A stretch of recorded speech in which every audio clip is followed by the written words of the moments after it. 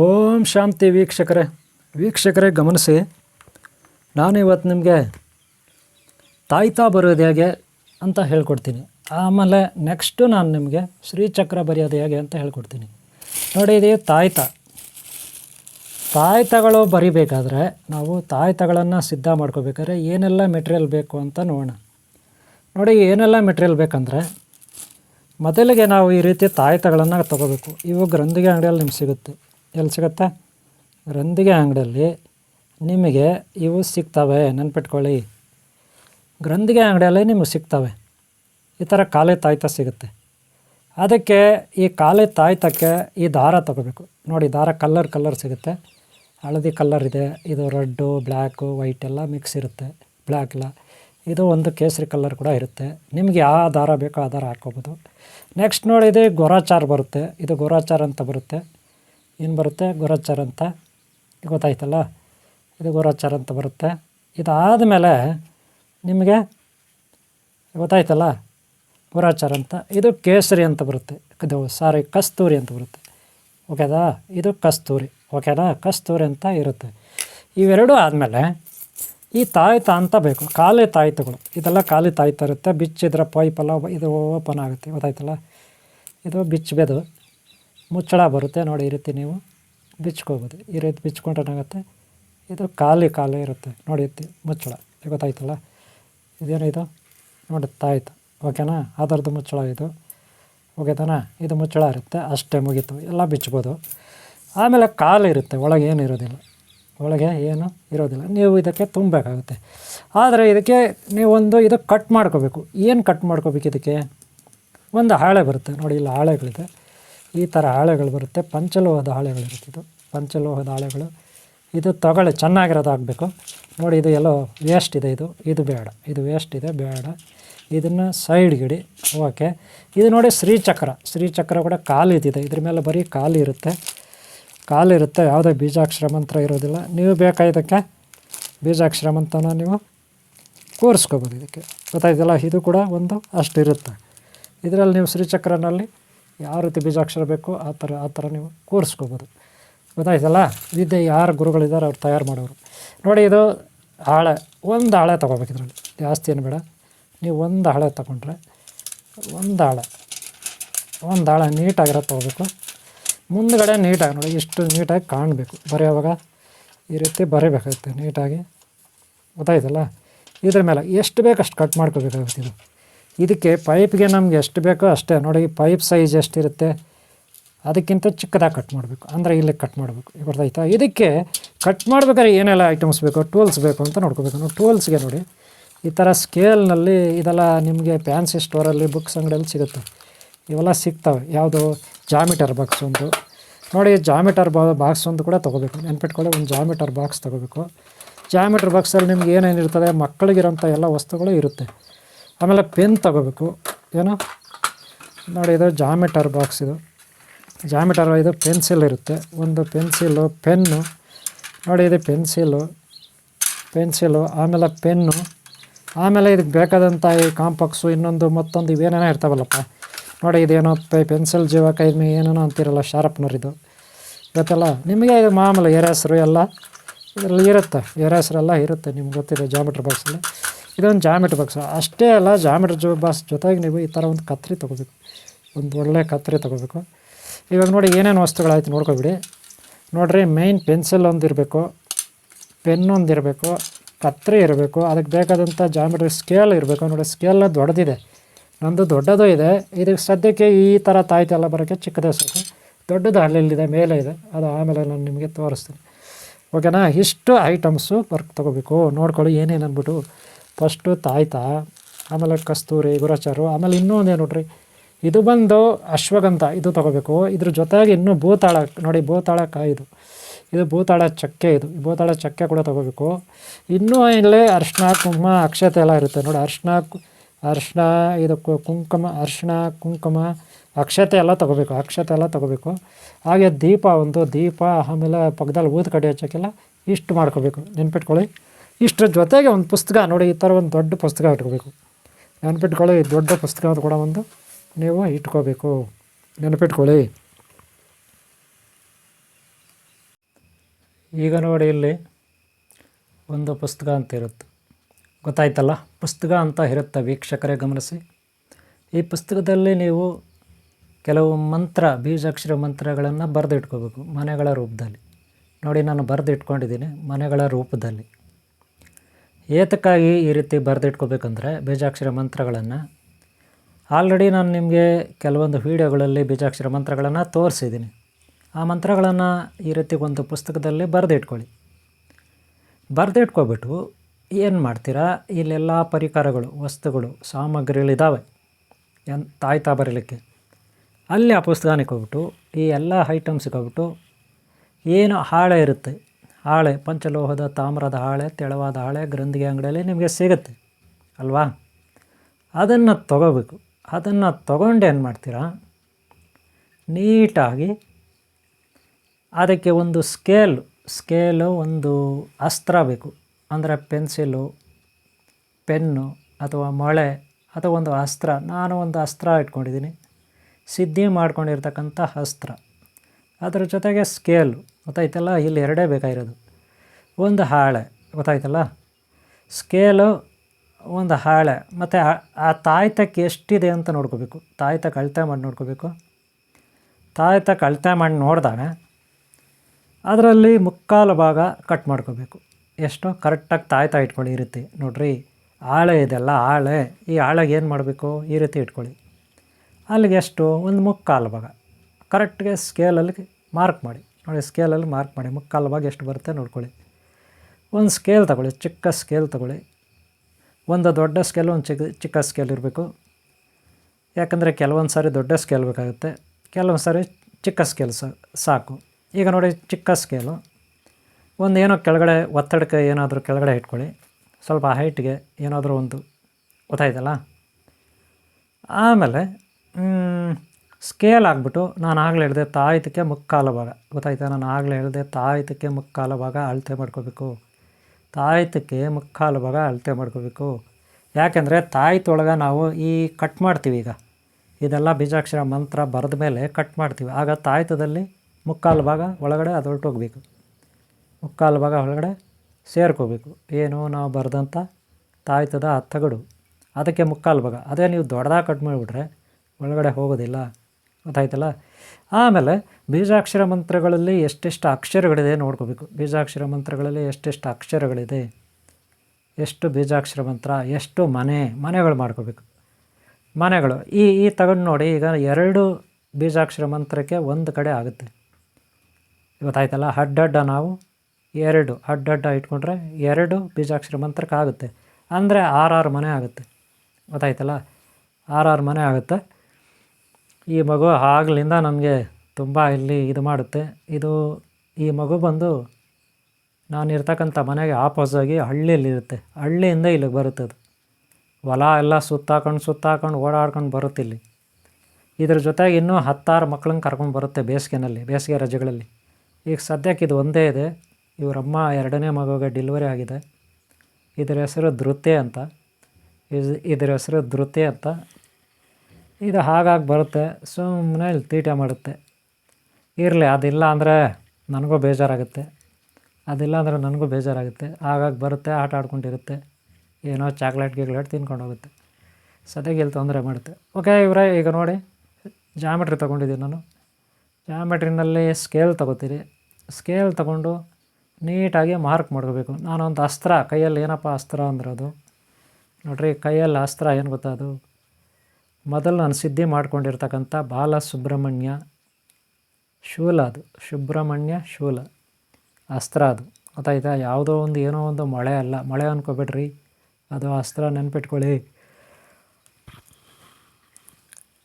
ಬಾಲಸುಬ್ರಹ್ಮಣ್ಯ ಶೂಲ ಸಿದ್ಧಿ ಮಾಡ್ಕೊಂಡಿರ್ತಕ್ಕಂಥ ಅಸ್ತ್ರದಲ್ಲಿ ನಾನು ಬರಿತಾ ಇರೋದು. ಆದರೆ ನೀವು ಏನರಲ್ಲಿ ಬರಿಬೇಕಂದ್ರೆ ಕೆಲವರು ಹೇಳ್ತಾರೆ ಚಿಗರೆ ಕೊಂಬು ಇರುತ್ತಲ್ಲ, ಚಿಗರೆ ಕೊಂಬು ಗೊತ್ತನ್ರಿ, ಜಿಂಕೆ, ಅದು ಆ ಕೊಂಬಲ್ಲಿ ಬರೀತಾರಂತೆ ಈ ತಾಯಂತ್ರ, ಶ್ರೀಚಕ್ರ ಇವೆಲ್ಲ. ಆದರೆ ನಮ್ಮನೆಲ್ಲೋ ಒಂದು ಕೊಂಬಿದೆ ಸಣ್ಣದು, ಅದು ಆ ರೋಡಲ್ಲಿ ಸಿಕ್ತು ನನಗೆ. ಅದು ಸುಮಾರು ಸಾರಿ ಬಿಸಾಕ್ದೆ ಅದು ಮತ್ತೆ ನನಗೆ ಕಾಣಿಸ್ತಿತ್ತು, ರೋಡಲ್ಲಿ ಇರ್ತಿತ್ತು. ಈ ಕಡೆ ತುಂಬ ಜಿಂಕೆಗಳು ಓಡಾಡುತ್ತೆ ನಮ್ಮ ಮನೆ ಅಕ್ಕಪಕ್ಕ. ಅದನ್ನು ತಂದಿಟ್ಟಿದ್ದೀನಿ. ಆ್ಯಕ್ಚುಲಿ ಅದರಲ್ಲಿ ಬರಿಬೇಕು, ಕೊಂಬು ಚೂಪ ಮಾಡಿಕೊಂಡು ಅದರಲ್ಲಿ ಬರಿಬೇಕು. ಅಥವಾ ದಾಳಿಂಬೆ ಮರದ್ದು ಕಡ್ಡಿ ಇರುತ್ತಲ್ಲ, ಮುಳ್ಳು, ದಾಳಿಂಬೆ ಮರ ಮುಳ್ಳಿರುತ್ತಲ್ಲ, ಕಡ್ಡಿ ಮುಳ್ಳು ಆ ಮುಳ್ಳಲ್ಲಿ ಬರಿಬೇಕು, ನೆನ್ಪಿಟ್ಕೊಳ್ಳಿ. ಓಕೆನಾ? ಇರಲಿ. ಈಗ ಸದ್ಯಕ್ಕೆ ನಾನು ಸಿದ್ಧಿ ಮಾಡ್ಕೊಂಡಿದ್ದೀನಿ. ನನಗೆ ಸಿದ್ಧಿ ಆಗಿರ್ತಕ್ಕಂಥದ್ದು ಎಮ್ ನಾರಾಯಣ ರೆಡ್ಡಿ, ಕೋಲಾರ ಜಿಲ್ಲೆ ಮದ್ದೇರಿ ಮಲ್ಲಂಡಳ್ಳಿ ಗ್ರಾಮ. ಅವರ ತೋಟದಲ್ಲಿ ಸುಮಾರು 1 ವರ್ಷ ಕಷ್ಟಪಟ್ಟು, 7-8 ತಿಂಗಳು ಕಷ್ಟಪಟ್ಟು ಮಂತ್ರಸಿದ್ಧಿ, ಭಗವದ್ಗೀತೆ ಅದು ಇದು ನಾರಾಯಣ ರೆಡ್ಡಿ ಅದನ್ನು ಸಿದ್ಧಿ ಮಾಡ್ಕೊಳ್ಳೋಕ್ಕೆ ಪ್ರಯತ್ನಪಟ್ಟರು. ಆ ಟೈಮಲ್ಲಿ ನಾನು ಅವ್ರಿಗೆ ಡೈರೆಕ್ಷನ್ ಕೊಟ್ಟೆ. ಏನಾದರೂ ಸಿದ್ಧಿ ಮಾಡ್ಕೋಬೇಕು, ಕತ್ತಿನೋ, ಶೂಲನೋ, ತ್ರಿಶೂಲನೋ, ದೇವತೆಗಳದ್ದು, ಅದರಲ್ಲೂ ಕುಮಾರಸ್ವಾಮಿದು, ಓಂ ಶ್ರೀ ಅಷ್ಟನಾಗ ಅಷ್ಟರುದ್ರ ಅಷ್ಟಭೈರವರ ಸಿದ್ಧಿ ಮಾಡ್ಕೋಬೇಕು ಅಂತ ಒಂದು ಪ್ರಯತ್ನ ಪಟ್ವಿ. ಆ ಟೈಮಲ್ಲಿ ಅವರಿಗೆ ಸಿದ್ಧಿ ಆಯಿತು, ಒಂದು ಶೂಲ ಸಿದ್ಧಿ ಆಯಿತು. ಆ ಶೂಲ ದಿವ್ಯಾಸ್ತ್ರ, ಅದರಲ್ಲ ಶ್ರೀಚಕ್ರ ಬರೆಯೋದು ಎಲ್ಲ. ಇದಕ್ಕೆ ಸಾಕಷ್ಟು ಬಾರಿ ಹೋಮಗಳ ಕಡೆ, ಪ್ರೋಗ್ರಾಮ್ಗಳಿಡೋ ಕಡೆ ಅಲ್ಲೆಲ್ಲ ತೊಗೊಂಡೋಗಿದ್ವಿ ಆ ಶೂಲನ. ಆ ಶೂಲದಲ್ಲಿ ನೋಡಿ, ಏನೇ ಬರೀಬೇಕಾದರೂ ನಾವು ಅದರಲ್ಲೇ ಬರೆಯೋದು, ಗೊತ್ತಾಯ್ತಲ್ಲ. ಈಗ ಬೀಜಾಕ್ಷರ ಮಂತ್ರ ಅದು ಇದು ನಮ್ಗೆ ಎಷ್ಟು ಬೇಕೋ ಅಷ್ಟು ಮನೆ ಮಾಡ್ಕೋಬೇಕು, ನೆನ್ಪಿಟ್ಕೊಳ್ಳಿ. ಎಷ್ಟು ಬೇಕೋ ಅಷ್ಟು ಮನೆ ಮಾಡಿಕೊಂಡು ಅದರಲ್ಲಿ ಸ್ಕೇಲಲ್ಲಿ ಮಾರ್ಕ್ ಮಾಡಿಕೊಂಡು ನಾನು ಆ ಶೂಲದಲ್ಲಿ ಬರಿತೀನಿ ಬೀಜಾಕ್ಷರಗಳನ್ನು. ನೀವು ಪುಸ್ತಕದಲ್ಲಿ ಬರ್ಕೊಳ್ಳಿ ಅಂತ ಹೇಳಿದ್ದೀನಿ. ಅದೇ ರೀತಿ ನಾನು ಆಗಾಗ ಹಿಂದೆ ತುಂಬ ವೀಡಿಯೋಗಳು ಅಪ್ಲೋಡ್ ಮಾಡಿದ್ದೀನಿ. ಅದರಲ್ಲಿ ಬೀಜಾಕ್ಷರ ಮಂತ್ರಗಳಿರ್ತವೆ. ಅದನ್ನೇ ನಾನು ಈ ಒಂದು ಹಾಳೆ ಮೇಲೆ ಬರೆದಿದ್ದೀನಿ. ಈಗ ಬರಿತಾ ಇದ್ದೀನಿ, ನಾನು ಹಾಳೆ ಮೇಲೆ ಬರಿತಾ ಇದ್ದೀನಿ, ಗೊತ್ತಾಯ್ತಲ್ಲ. ನಾನು ಮೊದಲನೇದಾಗಿ ಸರಸ್ವತಿ ಮಂತ್ರವನ್ನು ಬರೆದೆ, ಆಮೇಲೆ ಆರೋಗ್ಯ, ಆಮೇಲೆ ಅಭಿವೃದ್ಧಿ, ಈ ಒಂದು ಮಂತ್ರಗಳನ್ನು ಈಗ ಬರೀಬೇಕಂತ ಹೊರಟಿದ್ದೀನಿ. ಒಂದು 4-5 ಬೀಜಾಕ್ಷರ ಮಂತ್ರಗಳನ್ನು ಬರೆದು 4-5 ತಾಯ್ತಗಳನ್ನು ಮಾಡಬೇಕಂತ ಹೊರಟಿದ್ದೀನಿ. ಕೆಲವರು ಆರ್ಡರ್ ಕೊಟ್ಟಿದ್ದಾರೆ ಮಾಡಿಕೊಡಿ ಅಂತ, ನೀವೇ ಮಾಡಿಕೊಡಿ ಅಂತ ಕೆಲವರು ಹೇಳ್ತಾರೆ. ಆದರೆ ಈ ತಾಯ್ತಗಳೆಲ್ಲ ನಮಗೆ ಗೌರಿಬಿದನೂರು, ಚಿಕ್ಕಬಳ್ಳಾಪುರ ಜಿಲ್ಲಾ ಅಧ್ಯಕ್ಷ ಓಂ ಶ್ರೀ ಶಕ್ತಿಮಾತ್ಮ ಜ್ಞಾನಮಂದಿರ ಗುರುಕುಲ, ಇದರ ಜಿಲ್ಲಾ ಅಧ್ಯಕ್ಷ, ಚಿಕ್ಕಬಳ್ಳಾಪುರ ಜಿಲ್ಲಾ ಅಧ್ಯಕ್ಷ ನಾಗರಾಜು HC, ಹುಣಸೆಗುಂಟೆ ಗ್ರಾಮ, ಸುನಗಾನಹಳ್ಳಿ ಪೋಸ್ಟ್, ಹೊಸೂರು ಹೋಬಳಿ, ಗೌರಿಬಿದನೂರು ತಾಲೂಕು, ಚಿಕ್ಕಬಳ್ಳಾಪುರ ಜಿಲ್ಲೆಗೆ ಅಧ್ಯಕ್ಷರಿವರು. ಇವರೇ ಎಲ್ಲ ಈ ಶ್ರೀಚಕ್ರ, ಈ ತಾಯ್ತುಗಳೆಲ್ಲ ಬರೆಯೋದು, ಭಕ್ತರಿಗೆಲ್ಲ ಕಳಿಸ್ಕೊಡೋದು. ನನಗೆ ಯಾರು ಭಕ್ತರು ಕಾಲ್ ಮಾಡ್ತಾರೆ, ಅವರ ಕಷ್ಟ ಸುಖ ವಿಚಾರಿಸಿ HC ನಾಗರಾಜು ಕೈನಲ್ಲಿ ತಾಯ್ತುಗಳು, ಶ್ರೀಚಕ್ರ ಇದೆಲ್ಲ ಬರೆಸ್ತೀನಿ, ಅವ್ರ ಕೈಯಿಂದನೇ ಕೊರಿಯರ್ ಮಾಡಿಸ್ತೀನಿ. ಆದರೆ ಇದು ನಿಮಗೆ ತೋರಿಸ್ಲಿಕ್ಕಾಗಿ ನಾನು, ಕೆಲವರು ನನಗೆ ಕಾಲ್ ಮಾಡಿ ಹೇಳಿದರು, ಅವ್ರಿಗೆ ಹೆಂಗೂ ನಿಮಗೆ ತೋರಿಸ್ಬೇಕಲ್ಲ ಅಂದ್ಬಿಟ್ಟು ನಾನು ತುಂಬ ದಿನದಿಂದ ಇಟ್ಕೊಂಡಿದ್ದೆ. ಅದಕ್ಕೆ ನೋಡಿ ಬರೆದಿದ್ದೀನಿ. ನಾನೀಗ ಮನೆಗಳು ಮಾಡಿ ನಾನು ಈಗ 2 ತಾಯ್ತಿಗೆ ಬರೆದಿರೋದು ಮನೆಗಳು, ನೆನ್ಪಿಟ್ಕೊಳ್ಳಿ. ಮೊದಲು ಮೇಲೆ 3 ಲೈನು, ಕೆಳಗಡೆ ನೋಡಿ 1 ಲೈನ್ ಗ್ಯಾಪ್ ಕೊಟ್ಟಿದ್ದೀನಿ, ಮತ್ತು ಕೆಳಗಡೆ 3 ಮನೆ, ಒಟ್ಟು 2 ತಾಯ್ತಕ್ಕಾಗುತ್ತೆ. 3 ಮನೆ, 3 ಲೈನ್. ಒಂದೊಂದು ಮನೆಯಲ್ಲಿ 9 ಮನೆ ಇದೆ. ಒಂದೊಂದು ತಾಯ್ತದಲ್ಲೂ 9 ಮನೆ ಇರುತ್ತೆ. ಅದರಲ್ಲಿ ಗ್ಯಾಪ್ ಕೊಡ್ತೀನಿ. ಕೆಲವು ಬೀಜಾಕ್ಷರ ಮಂತ್ರಗಳಲ್ಲಿ ಗ್ಯಾಪ್ ಇರುತ್ತೆ, ನೀವು ನೋಡಿರಬೇಕು, ಗೊತ್ತಾಯ್ತಲ್ಲ. ಬೀಜಾಕ್ಷರ ಮಂತ್ರಗಳಲ್ಲಿ ಗ್ಯಾಪ್ ಇರುತ್ತೆ ಕೆಲವು ಮನೆಗಳು. ಆ ಮನೆಗಳಲ್ಲಿ ಯಾರಿಗೆ ನಾವು ತಾಯ್ತ ಕೊಡ್ತೀವಿ ಅವರ ಹೆಸರನ್ನು ಬರಿಬೇಕು. ಎಲ್ಲಿ ಗ್ಯಾಪ್ ಕೊಟ್ಟಿರ್ತೀವಿ ಮನೆಗಳು ನಾವು, ಆ ಮನೆಗಳಲ್ಲಿ ಬೀಜಾಕ್ಷರ ಇರುತ್ತೆ ಒಂದೊಂದು ಮನೆಯಲ್ಲಿ. ಆದರೆ 1-2 ಮನೆಯಲ್ಲಿ ಇರೋದಿಲ್ಲ. ಯಾವ ಮನೆಗಳಲ್ಲಿ ಬೀಜಾಕ್ಷರ ಮಂತ್ರ ಇರಲ್ಲ ಅದರಲ್ಲಿ ನಾವು ಯಾರಿಗೆ ತಾಯ್ತ ಕೊಡ್ತೀವಿ ಅವ್ರ ಹೆಸರನ್ನು ಬರೀಬೇಕು, ನೆನ್ಪಿಟ್ಕೊಳ್ಳಿ. ಹಾಗೆ ತಾಯ್ತದ ಸುತ್ತಲೂ, ಆ ಮನೆಗಳ ಸುತ್ತಲೂ ತ್ರಿಶೂಲವನ್ನು ಬರೀಬೇಕು. ಆ ಮನೆಗಳ ಸುತ್ತಲೂ ತ್ರಿಶೂಲ ಆಕಾರವಾಗಿ ಬರೀಬೇಕು, ಗೊತ್ತಾಯ್ತಾ. ಆ ರೀತಿ ಬರೆದಾಗ ಯಾವುದೇ ದುಷ್ಟಶಕ್ತಿಗಳು ಕಾಟ ಇರೋದಿಲ್ಲ, ಗೊತ್ತಾಯ್ತಲ್ಲ. ತಾಯ್ತದಲ್ಲಿ ಬರಿತೀನಿ. ಆದರೆ ನಿಮಗೆ ನಾನು ಯೂಟ್ಯೂಬಲ್ಲಿ ಬೀಜಾಕ್ಷರ ಮಂತ್ರ ಮನೆಗಳು ಬರ್ತಿದ್ದೀನಿ, ಅಲ್ಲಿ ನಿಮಗೆ ಯಾವುದೇ ತ್ರಿಶೂಲ ನಾನು ತೋರಿಸಿಲ್ಲ. ನೀವು ಬರ್ಕೊಳ್ಳಿ, ಸುತ್ತಲೂ ತ್ರಿಶೂಲ ಬರ್ಕೊಳ್ಳಿ. ಚಿಕ್ಕದಾಗಿ ತ್ರಿಶೂಲಗಳನ್ನು ಬರೀರಿ, ಅಥವಾ ಸ್ವಸ್ತಿಕನ್ನು ಬರೀರಿ, ಅಥವಾ ಗದೆ ಬರುತ್ತಲ್ಲ ಅದು ಬರೀರಿ, ಅಥವಾ ಶ್ರೀಚಕ್ರ ಬರೀರಿ, ಅಥವಾ ಸುದರ್ಶನ ಚಕ್ರ ಬರೀರಿ, ಗೊತ್ತಾಯ್ತಲ್ಲ. ಸುತ್ತಲೂ ಮನೆಗಳ ಸುತ್ತಲೂ ಹೇಳಿದ್ದು ನಾನು, ಗೊತ್ತಾಯ್ತಲ್ಲ. ಆದರೆ ಈಗ ನಾನು ಮನೆಗಳನ್ನು ಬರ್ತೀನಿ ನೋಡ್ರಿ. ಹಾಳೆ ಭಾಳ ತೆಳುವಾಗಿರುತ್ತೆ, ಭಾಳ ಮೃದುವಾಗಿರುತ್ತೆ ರೀ. ಸುಮ್ಮನೆ ಹಂಗೆ ಮುಟ್ಟಿದ್ರೇ ಅದು ಇದಾಗ್ಬಿಡುತ್ತೆ. ಹಾಗಂತ ಜೋರಾಗಿ ಪ್ರೆಸ್ ಮಾಡಬಾರ್ದು, ಸುಮ್ಮನೆ ಹಂಗೆ ಬರಿಬೇಕು. ನೀವು ಓನ್ಲಿ ರೀಪಿಲ್ ಇರುತ್ತೆ ನೋಡಿರಿ, ರೀಪಿಲ್ ಯಾವುದಾದ್ರೂ ಖಾಲಿ ಆಗಿರುತ್ತಲ್ಲ ರೀಪಿಲ್ಲು, ಅದು ಖಾಲಿಯಾಗಿರೋ ರೀಪಿಲಲ್ಲಿ ನೀಡ್ಲಿರುತ್ತೆ ಮಾಮೂಲಿ, ಅದೇನು ಇಂಕು ಬರೋದಿಲ್ಲ. ಅಂಥ ನೀಡ್ಲಲ್ಲಿ ಬರೆದ್ರೂ ಕೂಡ ನಿಮಗೆ ಭಾಳ ಸುಲಭ. ಆದರೆ ಅದರಲ್ಲೇ ಜಾರುತ್ತೆ ಸ್ವಲ್ಪ, ಅದಕ್ಕೆ ಸ್ವಲ್ಪ ರಪ್ಪಾಗಿರೋದು ಯಾವುದಾದ್ರೂ ಮೊಳೆ ತೊಗೊಳ್ಳಿ. ನಾವು ಸಿದ್ಧಿ ಮಾಡ್ಕೊಂಡಿದ್ದೀವಪ್ಪ, ಸುಮ್ಮನೆ ಎಲ್ಲೋ ಒಂದು ಮಳೆ ತಂದಿಲ್ಲ, ಇದು ಮಳೆ ಅಲ್ಲ ರೀ, ಸಿದ್ಧಿ, ಬಾಲಸುಬ್ರಹ್ಮಣ್ಯ ಸ್ವಾಮಿ ಸಿದ್ಧಿ. ಅರ್ಥ ಆಯ್ತಲ್ಲ? ಈ ರೀತಿ ನೀವು ಮನೆಗಳನ್ನು ಮಾಡಿಕೊಂಡು ಮಂತ್ರಗಳನ್ನು ಬರೆದು ಬೀಜಾಕ್ಷರನ ಆಮೇಲೆ ಅದನ್ನು ಕಟ್ ಮಾಡಿ ನೀವೇನು ಮಾಡಬೇಕು, ಕಟ್ ಮಾಡಿ ಪೈಪಲ್ಲಿ ಹಾಕಬೇಕಾಗುತ್ತೆ. ಗೊತ್ತಾಯ್ತಲ್ಲ? ನೆನ್ಪಿಟ್ಕೊಳ್ಳಿ, ಕೇಳಿಸ್ಕೊಂಡ್ರಾ? ನೋಡಿ, ಈ ರೀತಿ ಮನೆಗಳು ಬರ್ತಿದ್ದೀನಿ. ಈಗ ಅದರಲ್ಲಿ ಬರೆದಿದ್ದೀನಿ ನಾನು. ನೋಡಿ, ಬೀಜಾಕ್ಷರ ಮಂತ್ರಗಳನ್ನು ಕೂರಿಸಿದ್ದೀನಿ. ಗೊತ್ತಾಯ್ತಾ? ಬೀಜಾಕ್ಷರ ಮಂತ್ರಗಳನ್ನು ಕೂರಿಸಿದ್ದೀನಿ. ಅದೇ ರೀತಿ ಎರಡು ಮನೆಯಲ್ಲೂ ಮಾಡ್ಕೋಬೇಕು. ಆಮೇಲೆ ಅಷ್ಟು ಕಟ್ ಮಾಡಬೇಕು. ನೋಡಿ, ಈ ಕಡೆ ಕೆಳಗಡೆ ನಾನು ಇನ್ನೊಂದು ತಾಯ್ತಕ್ಕೆ ಬರಿತೀನಿ. ಕೆಳಗಡೆ ಜಾಗ ಇದೆ, ಮೂರು ಮನೆಗಳು. ಗೊತ್ತಾಯ್ತಲ್ಲ? ಈಗ ಒಂದು ಮೇಲ್ಗಡೆ ಮಾತ್ರ ಬರೆದಿದ್ದೀನಿ, ಇನ್ನು ಕೆಳಗಡೆನೂ ಬರ್ತೀನಿ. ಗೊತ್ತಾಯ್ತಲ್ಲ? ನೋಡ್ರಿ, ಮೇಲೆ ಮೂರು ಮನೆಗಳು, ಒಟ್ಟು 9 ಮನೆ ಇತ್ತು. ನೆನ್ಪಿಟ್ಕೊಳ್ಳಿ, 3 ಲೈನ್ ಒಟ್ಟು 9 ಮನೆ ಇತ್ತು. ಹಾಗೆ ಕೆಳಗಡೆನೂ 9 ಮನೆ ಇತ್ತು. ಗೊತ್ತಾಯ್ತಲ್ಲ? ಮೇಲ್ಗಡೆದು ಆಗಲೇ ನಾನು ನಿಮಗೆ ತೋರಿಸ್ದೆ, ಈಗ ಕೆಳಗಡೆ ತೋರಿಸ್ತೀನಿ ನೋಡಿ. ಕೆಳಗಡೆದು ಮನೆಗಳು ಪೂರ್ತಿಯಾಗಿ ನಾನು ತಾಯ್ತದಲ್ಲಿ ಬರೆದಿದ್ದೀನಿ ನೋಡಿ. ಆ ಸೀಟಲ್ಲಿ ಬರೆದಿದ್ದೀನಿ, ಆ ಸೀಟದಲ್ಲಿ ಬರೆದಿದ್ದೀನಿ. ಈಗ 2 ತಾಯ್ತಕ್ಕಾಗುತ್ತೆ, ಎರಡು ಬರೆದಿರೋದು 2 ತಾಯ್ತಕ್ಕೆ. ಈಗ ಸೆಂಟ್ರಲ್ಲಿ ನಾವು ಕಟ್ ಮಾಡ್ಕೋಬೇಕು. ಸುತ್ತಲೂ ತ್ರಿಶೂಲಗಳನ್ನು ಬರಿಬೇಕು ಆ ಕಾರ್ನರ್ಗಳಲ್ಲಿ. ಗೊತ್ತಾಯ್ತಲ್ಲ? ಈ ರೀತಿ ಇದನ್ನು ಈಗ ನಾವು ಕತ್ತರಿನಲ್ಲಿ ಕಟ್ ಮಾಡ್ಕೋಬೇಕಾಗುತ್ತೆ. ಕತ್ತರಿ ತಗೊಂಡು ನೀಟಾಗಿ ಕಟ್ ಮಾಡಬೇಕು. ಮತ್ತು ತ್ರಿಶೂಲವನ್ನು ಬರೀಬೇಕು. ನಾನೀಗ ತ್ರಿಶೂಲವನ್ನು ಬರಿತೀನಿ, ನಿಮಗೆ ಕಾಣೋದಿಲ್ಲ, ಆದರೂ ನೀವು ಬರ್ಕೊಳ್ಳಿತ್ತು ಸುತ್ತಲೂ. ಗೊತ್ತಾಯ್ತಲ್ಲ? ತ್ರಿಶೂಲ ಆಕಾರವನ್ನು ಬರ್ಕೊಳ್ಳಿ. ಮತ್ತು ಈ ರೀತಿ ತಾಯ್ತೆಗಳನ್ನು ಬರೆಯುವಾಗ ಮೊದಲು ದೀಪ ಹಚ್ಕೋಬೇಕು, ಊದ್ಕಡ್ಡಿ ಹಚ್ಕೋಬೇಕು, ಪ್ರೇಯರ್ ಮಾಡಬೇಕು. ಆನಂತರ ಇವು ಬರೆದ ಮೇಲೆ ಕೂಡ ಕೆಲವು ಪ್ರೋಸೆಸ್ ಇರುತ್ತೆ, ಹಾಗೆ ನೋಡ್ತಾಯಿರಿ, ವಿಡಿಯೋನ ಕೊನೆವರೆಗೂ ನೋಡಿ. ಕೆಲವು ಪ್ರೋಸೆಸ್ ಎಲ್ಲ ಇರುತ್ತೆ, ಆಮೇಲೆ ನಿಮ್ಗೆ ಗೊತ್ತಾಗುತ್ತೆ ಏನೇನು ಮಾಡ್ತೀನಿ ನೋಡ್ಕೊಳ್ಳಿ. ಗೊತ್ತಾಯ್ತಲ್ಲ? ನೋಡಿದರೆ ಸುತ್ತಲೂ ತ್ರಿಶೂಲ ಆಕಾರವಾಗಿ ಬರೆದಾದ್ಮೇಲೆ ನಾವು ಕತ್ತರಿ ತಗೊಂಡು ನೀಟಾಗಿ ಕಟ್ ಮಾಡ್ಕೋಬೇಕು. 2 ತಾಯ್ತಕ್ಕೆ ನಾನು ಬರೆದಿರೋದು, ನಾನು ಆಗಲೇ ಹೇಳ್ದೆ 2 ತಾಯ್ತಕ್ಕೆ ಬರೆದಿದ್ದೀನಿ. ಈಗ ಸೆಂಟ್ರಿಗೆ ಕಟ್ ಮಾಡಿದ್ರೆ ಒಂದೊಂದು ತಾಯ್ತಕ್ಕೆ ಆಗುತ್ತೆ. ಓಕೆನಾ? ಆಮೇಲೆ ನೀಟಾಗಿ ಅದನ್ನು ಸುತ್ತಬೇಕಾಗುತ್ತೆ, ನೀಟಾಗಿ ಸುತ್ತಬೇಕು. ಸುತ್ತಬಿಟ್ಟು ನಾವು ಒಂದು ತಾಯ್ತ ಇರುತ್ತಲ್ಲ, ಅದರ ಮುಚ್ಚಳ ಬಿಚ್ಚಿ ಅದರೊಳಗಡೆ ಹಾಕಬೇಕಾಗುತ್ತೆ. ಗೊತ್ತಾಯ್ತಲ್ಲ? ನೀಟಾಗಿ ಕಟ್ ಮಾಡ್ಕೋಬೇಕು. ಈ ರೀತಿ 2 ಮಾಡ್ಕೊಂಡಿದ್ದೀನಿ. ಈಗ ಒಂದನ್ನು ನಾವೇನು ಮಾಡಬೇಕು, ನೀಟಾಗಿ ಮಡಚಬೇಕಾಗುತ್ತೆ. ನೀಟಾಗಿ ಮಡಚಿ ತಾಯ್ತದ ಒಳಗೆ ಹಾಕಬೇಕಾಗುತ್ತೆ. ಗೊತ್ತಾಯ್ತಲ್ಲ? ತಾಯ್ತದ ಒಳಗೆ ಹಾಕ್ಬಿಟ್ರೆ ಆಗೋಯ್ತಾ ಅನ್ಬೇಡಿ. ಆಮೇಲೆ ನಾವು ಅದನ್ನು ಈಗಾಗಲೇ ಸಿದ್ಧಿ ಮಾಡ್ಕೊಂಡಿರ್ತಕ್ಕ ಮಂತ್ರವನ್ನು 108 ಸಾರಿ ಹೇಳಬೇಕಾಗುತ್ತೆ. ಅದಕ್ಕೆ ಗಂಧದ ಕಡ್ಡಿ, ಕೇಸರಿ ಅದು ಇದು ಹಾಕಬೇಕಾಗುತ್ತೆ. ನೋಡಿದ್ರಲ್ಲ? ಈ ರೀತಿ ಕಟ್ ಮಾಡ್ಕೋಬೇಕು. ನೋಡಿ, ಇದು ಒಂದು ತಾಯ್ತಕ್ಕಾಗುತ್ತಾರೆ. ಇವಾಗ ನೀಟಾಗಿ ಮಡಿಸ್ಬೇಕು. ಯಾವ ರೀತಿ ಫೋಲ್ಡ್ ಮಾಡಬೇಕು, ಅಷ್ಟೇನೇನಿಲ್ಲ. ಇದನ್ನು ನೀಟಾಗಿ ಫೋಲ್ಡ್ ಮಾಡಬೇಕು. ನೆನಪಿಟ್ಕೊಳ್ಳಿ, ನೀಟಾಗಿ ಫೋಲ್ಡ್ ಮಾಡಬೇಕು. ಫೋಲ್ಡ್ ಮಾಡಿದ್ರೆ ನೀಟಾಗಿ ರೌಂಡ್ ಬರುತ್ತೆ. ರೌಂಡ್ ಆದಮೇಲೆ ರೌಂಡ್ ಮಾಡಿಕೊಂಡು ಒಳ್ಳೆ ಮಸಾಲೆ ದೋಸೆ ಥರ ನಾವೇ ನೋಡಬೇಕು. ಒಂದು ಖಾಲಿ ತಾಯ್ತ ಆಲ್ರೆಡಿ ನಾನು ಹೇಳಿದ್ನಲ್ಲ, ಅದರಲ್ಲಿ ಹಾಕಬೇಕಾಗುತ್ತೆ. ಆದರೆ ಅದರಲ್ಲಿ ಹಾಕೋದಕ್ಕೆ ಮುಂಚೆ ನಾವು ಕೆಲವು ಪ್ರೋಸೆಸ್ಗಳಿದೆ. ತಾಯ್ತದ ಒಳಗಡೆ ಇವಾಗ ಅದನ್ನು ಫೋಲ್ಡ್ ಮಾಡಿ ಹಾಕ್ಬಿಟ್ರೆ ಆಗೋಯ್ತಾ ಅನ್ಬೇಡಿ, ಇದೆ ಕೆಲವು ಹೇಳ್ತೀನಿ ನೋಡಿ, ಈಗ ತೋರಿಸ್ತೀನಿ. ಅದಕ್ಕೆ ತಾಯ್ತದ ಒಳಗಡೆ ನಾವು ಏನೇನು ಹಾಕಬೇಕು ಅಂದರೆ, ಆಮೇಲೆ ಗೊರಚಾರು, ಆಮೇಲೆ ಕಸ್ತೂರಿ, ಆಮೇಲೆ ಭೂತಾಳ ಚಕ್ಕೆ, ಆಮೇಲೆ ಕೇಸರಿ, ಆಮೇಲೆ ವಿಭೂತಿ, ಇದೆಲ್ಲವನ್ನು ನಾವು ಹಾಕಬೇಕಾಗುತ್ತೆ. ಬರೀ ಅಷ್ಟಕ್ಕೆ ಮುಗಿದು ಬಿಡೋಲ್ಲ. ಗೊತ್ತಾಯ್ತಾ? ನೋಡಿ, ಇದನ್ನು ಸುತ್ತಬಿಟ್ಟು ನೀಟಾಗಿ ಪೈಪ್ ಒಳಗೆ ಇದರೊಳಗೆ ಸೇರಿಸ್ಬೇಕು. ಗೊತ್ತಾಯ್ತಲ್ಲ?